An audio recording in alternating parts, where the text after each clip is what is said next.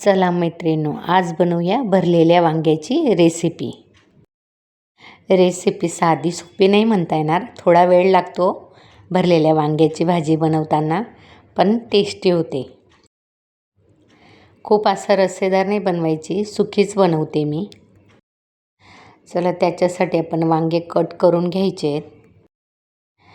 4 cut लावायचे आहेत त्याला, आडवे उभे मधून.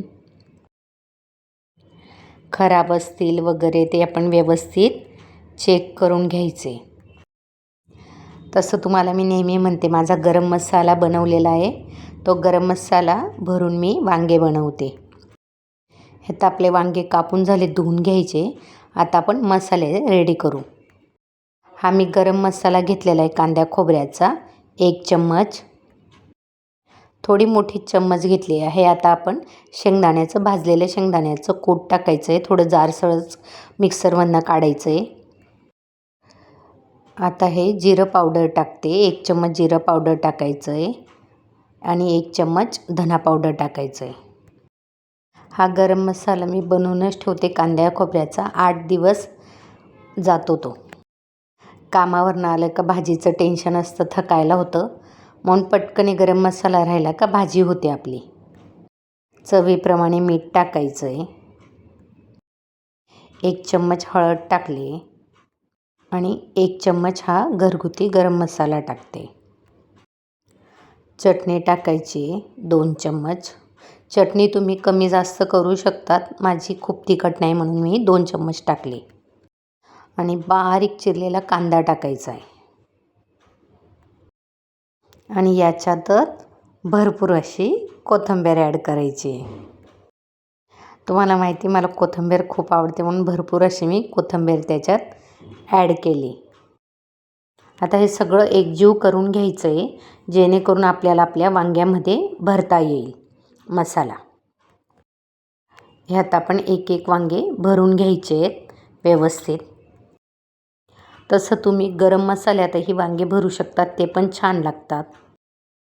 किंवा फक्त दाण्याच्या कूटचेच भरू शकतात, ते पण छान लागतात. मला शक्य असेल तर मी ही पण बनवते, ती पण बनवते. जेव्हा त्या पद्धतीने बनवेन त्याचीही रेसिपी मी नक्की तुमच्यासोबत शेअर करेन. आता आपले वांगे भरून झालेले आहेत. आता आपण कुकर ठेवलेला आहे. कुकरमध्ये 2 पळ्या तेल टाकायचं आहे. कमी तेल याच्यासाठी की मी वांग्याच्या भाजीला राईचं तेल थोडं यूज करते. आता मी थोडं 1 पळी राईचं तेल टाकलं आहे. पळीचं माप न घेता मी थोडं असंच टाकलं आहे, पण 1 पळी होईल इतकं टाकलं आहे. आता जो आपला मसाला राहिला होता तो आपण तेलामध्ये शेकून घ्यायचा आहे.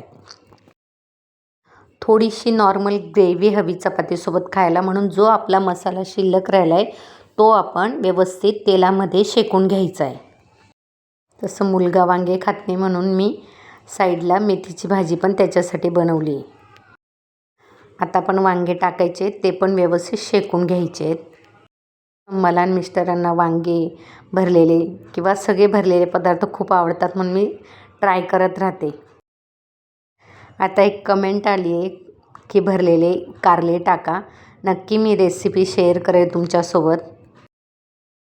आता आपण वांगे शिजण्यासाठी थोडंसं पाणी टाकले. मी जास्त पाणी नाही टाकलं आहे, कारण की मला वांगे खूप पातळ अशी ग्रेव्ही नाही आवडत, म्हणून थोडं पाणी टाकून फक्त वाफेवर वांगे शिजतील इतकंच मी पाणी ॲड केलं आहे. तुम्हाला जर पाणी जास्त करायचं असेल तर तुम्ही जास्त कमी तुमच्या पद्धतीने ॲड करू शकतात.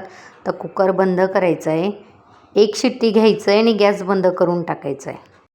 तर आपला कुकरची हवा निघली आणि वांगे रेडी. तिकडे मेथी शिजते आपली. आपले वांगे जेवणासाठी एकदम रेडी आहे. आपला ताट रेडी आहे. वांग्याची भाजी, मेथीची भाजी, चपाती. सकाळी घाई होते टिफिनला, म्हणून मी तुम्हाला म्हटलं आहे काळा मसाला बनवून ठेवते. तुम्हालाही अशा पद्धतीने वांग्याची भाजी बनवायची असेल तर नक्की ट्राय करा. आवडल्यास लाईक करा, शेअर करा आणि प्लीज सबस्क्राईब